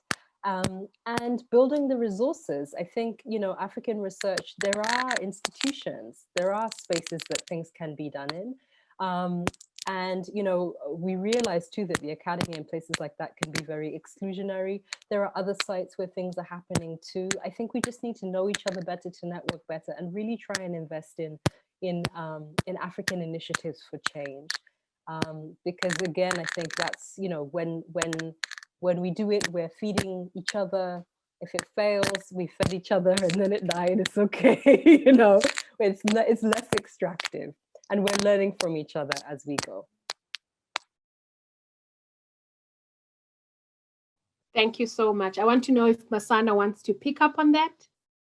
Okay. I was saying, you know, for me, the stakes have become so high. And I don't know if it's sort of the South Africa and the compounding inequalities that rest on so many people here, sort of the epitome, I didn't want to order water, turning out order it now, sorry.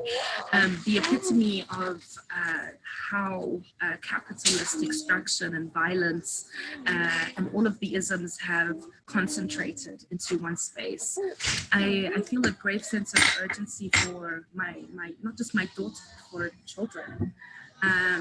And I'm becoming more radicalized about my position, which is to say, you know, like speaking to the Baldwin quote, is we can agree to disagree unless our disagreement is about it results in my oppression, right? So I've become a little bit more intolerant, right? And I think that's why I've been writing a lot around rage and anger.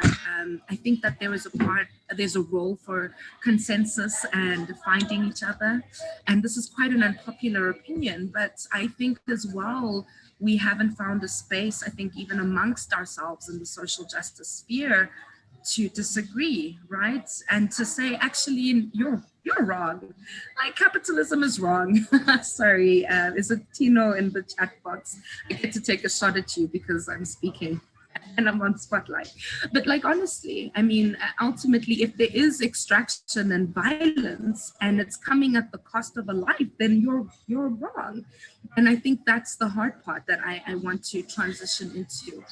I think the other thing that I've started to practice, and of course being a salaried civil society person who's also like deeply aware of the inequalities and injustice that exist within that space, even within academia, is that, you know, the ways in which money and resources work also serve to sort of placate the rage that is necessary for change, right? So, you know, we sort of toe the line of political correctness and organizational positions. And I felt that a lot in my world of work. But then I think that's part of why this is love work, which is why being more than just the employee, more than just the academic person, being part of a community of activism that pushes us into spaces of discomfort is critical at this moment.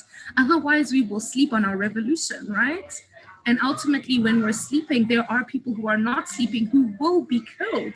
I know of people who've been killed in the revolution, right? Who've been killed at the front lines. And for me, I want for my daughter to believe that showing up as part of a collective is not about activism points, it's about love.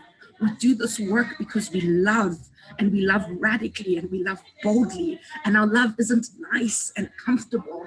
It's built on a rage that in our lifetime, things must change. And I see it's changing, but I don't see it changing from conference presentations and papers. And so for me, that's been a real challenge of pushing it forward, is like, I'm implicated in my comfortable choice, but I can't afford to be for what I stand for and what I'm practicing as part of my poesis, my world of work and meaning making. It's not about me. So, sorry. That's it. Don't apologize, Masana. Please don't apologize. We are here to discuss the lives of ourselves, our children, and the world needs our emotions and our anger and our energy. So yeah, thank you for sharing that and reminding us of why we're even having these discussions. It's about people we love, even the people we don't love, because we're trying to build an ecosystem where no one is marginalized or othered. Lance, I don't know if you want to comment on the back of that, or I can move on to one question because of time. I just want to hear if you have anything to add. I'm okay. I'm just going to say that was so beautiful from what Masana reflected on, but it is also a question. I mean, it comes back to what our starting points are for the work that we do. And I think that's so important when we foreground that it is actually about our people. It's us, right? It's our everyday lives. It's our children. It's literally about, we're not happy. We are angry. We are enraged with the conditions of our people, right? So, and that's what it is about. That's for us. That's what drives our work. And that should be the drives of driving our work, not papers, not, that shouldn't be the starting point. And I think that's very important.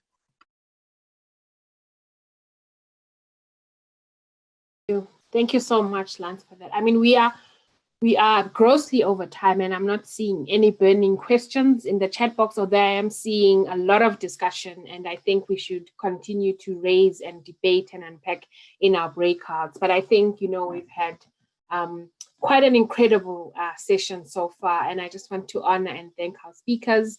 I'm not sure if Masana is staying on. I know Jessica is, I know Lance is, so that we can have the conversations with the firesides. You're not okay.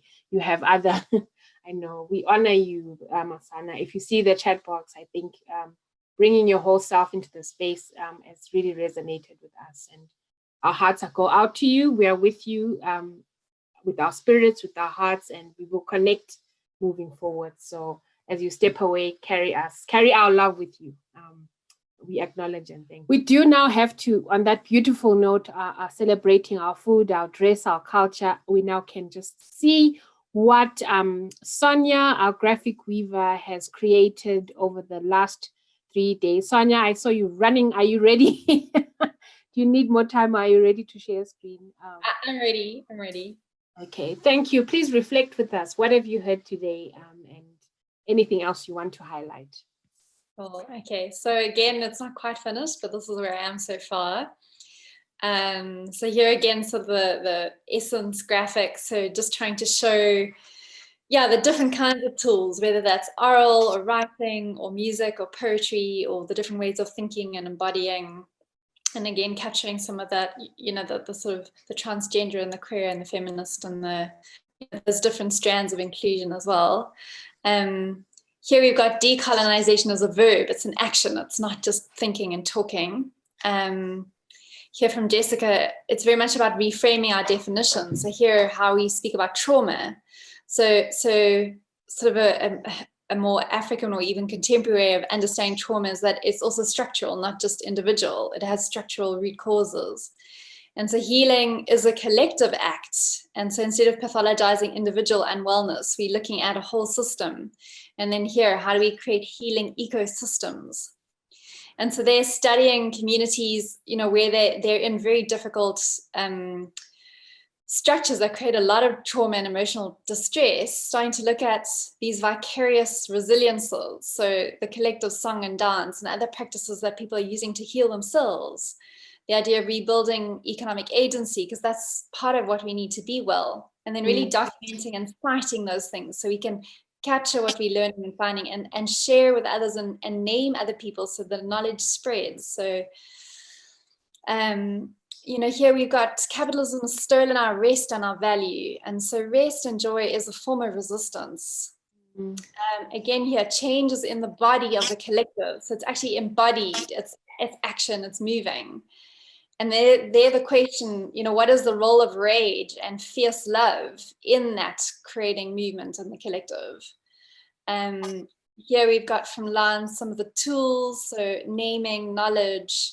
So we creating tools or looking for tools, using tools that name, that work with knowledge, work with memory, concepts, ideas, visibility, becoming and being. And then I guess this key quote, and what I might do in the digital version is I actually might move this, how brave can we be? Because that feels like the tagline of today, really, and the questioning of what that means. And so I think I might take that and put it here as this kind of big, bold one. You know, that call to bravery and really pushing us into our own edges and the uncomfortable in terms of to really make change happen, but in a thoughtful way as well. And then here, just that point about we're creating a remix. So it's a mix of many things. It's the past and it's the present and it's new things, and it's also a new combination of things we're creating. And then the last thing here, which is really about the space and this project. So it's really about having the African experience as central, and we're creating a community of care, of activists, of social movements, a virtual space that draws not only on research, but also on actions, so advocacy, actions, movement. And that's what I've got so far. And then I'll still be capturing some of the plenary into here. So that's me today.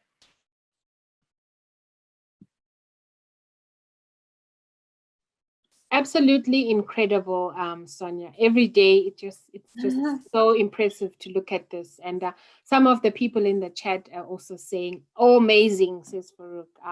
And then Moses says, "Sonia, great skill you have with the graphics. It's unbelievable." So thank you. We also thank you for listening to us so deeply and for bringing your summarizing or synthesizing our very many thoughts and suggestions and contributions to this dialogue. Thank you. Thank you so much.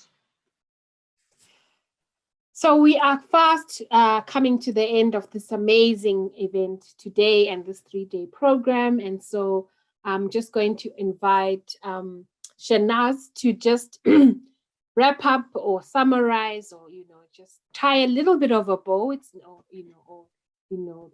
contain us for a little bit, knowing that we're going to come back together and have more conversation. But SHEHNAZ, as one of the co-conveners, it's just really special to hear how this event has been for you and Lance, and to share some official closing remarks. Thank you, my darling. Over to you.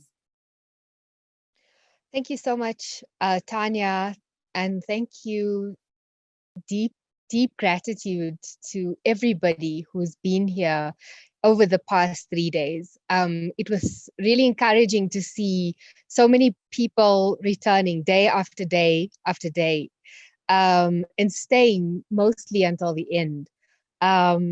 This has been heartwarming and community building. I think the solidarity, the friendships, the new connections, the new communities that we've all built, both just listening to the speakers, engaging in the breakout sessions, engaging on the chat box.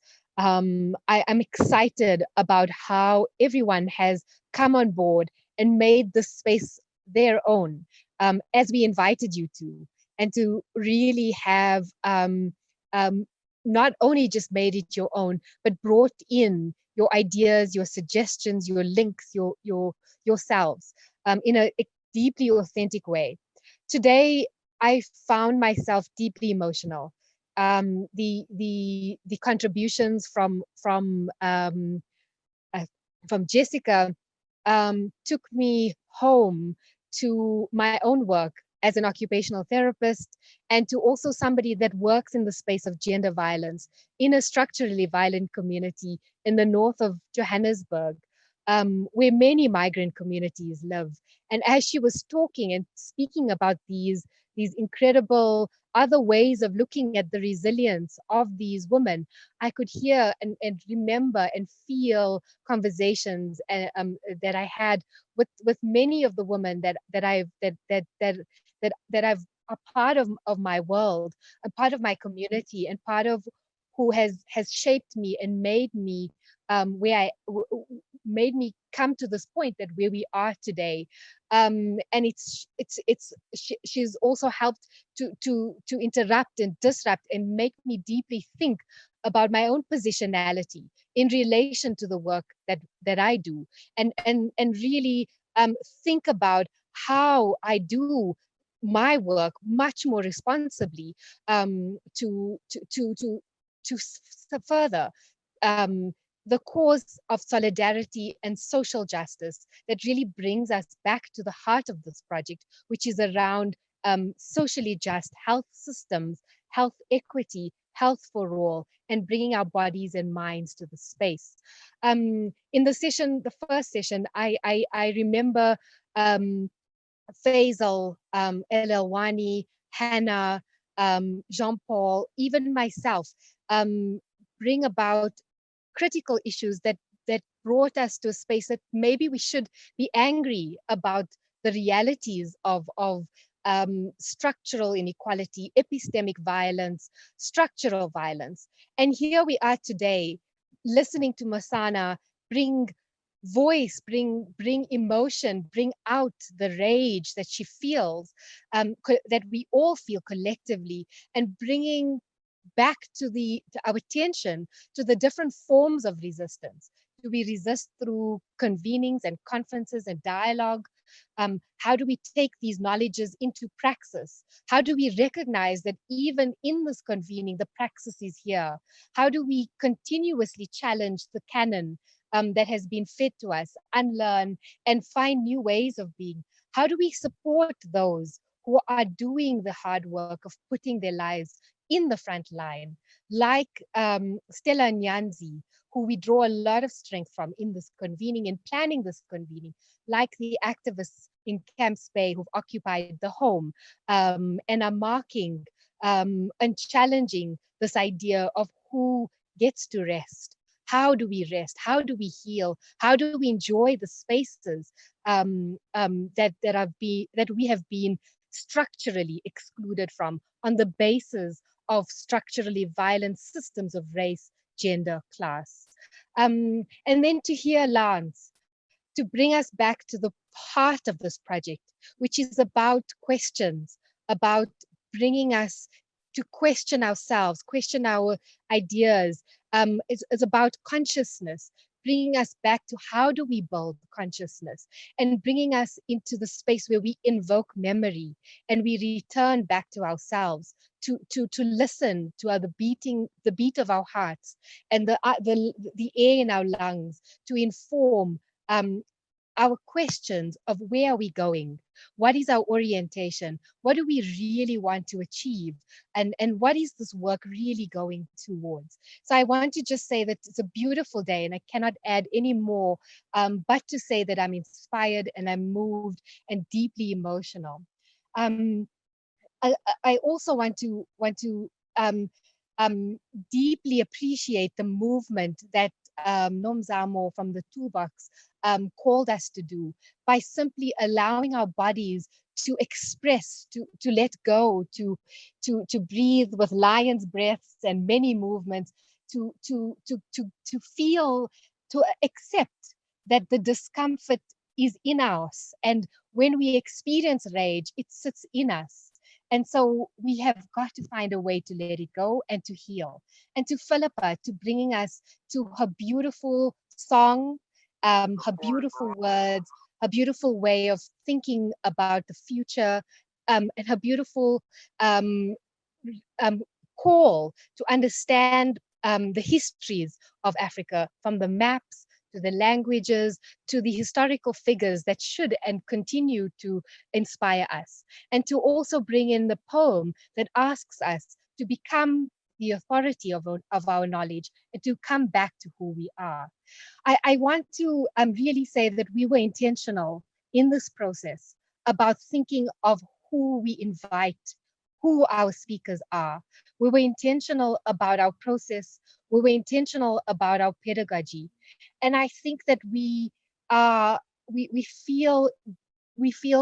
feel overwhelmingly joyous that this process has come alive, even though it had to shift to a virtual space, that we have become being collectively brave with our collective rage and with a question of where is this revolution going to happen, and how do we bring about this revolution, and how do we really work with each other to achieve the goal of health for all.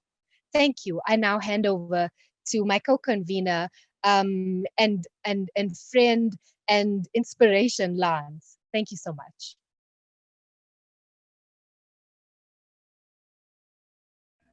Thank you so much, SHEHNAZ. I think I'm just going to do the final thank yous and just affirm and thank everyone for just being part of the space and for the reception that we've received for organizing this event, and for the continued support and people feeling deeply connected to the space. And I really just want to thank all of you and everyone that has been in absentia, that has been part of this journey, embracing SHEHNAZ, myself, and KENTSE as people who are really thinking through how to curate and create space for these conversations. Thanks for your meaningful contribution and for making such beautiful inputs and journeying along with us. A special thanks to Philippa and to just for her amazing invitation to place and the grounding of the convening in very remarkable ways. There aren't enough words to thank you. We humbly thank our facilitators, Koi, Letitia, and Tanya, for holding our panelists, for moderating and facilitating beautiful conversations. To Elelwani, Faisal, Hannah, Jean-Paul, Carla, Pascal, Irene, Simukai, Jessica, Masana, as well as people who we invited and was meant to be part of us but couldn't be, Floretta Bunzaya, Stella Nyanzi, Say Imbabula, Sylvia Tamale, and for being part of our process in offering really robust conversations with zeal and veracity. We thank our performers, Lungiswa Aplaikis and Women Unite, as well as DJ Debut SHEHNAZ. We also thank the Toolbox for their contribution, Mzamo in particular, and a special warm and thank you to our amazing Tanya from the Atlantic for just her support and holding us. Many times in panic, Tanya would really just ground us and help us navigate. And we've never thought that being aligned to the Atlantic Institute based at Oxford would be such a remarkable space to work with and partnership to do this work with so much integrity. So we thank Tanya for her contribution and for her friendship and her and being a confidant throughout this process. A warm and special thank you to Professor Asha George for her contributions, for her inputs throughout, and thank you to the Atlantic team, David and Daniel and Sophie.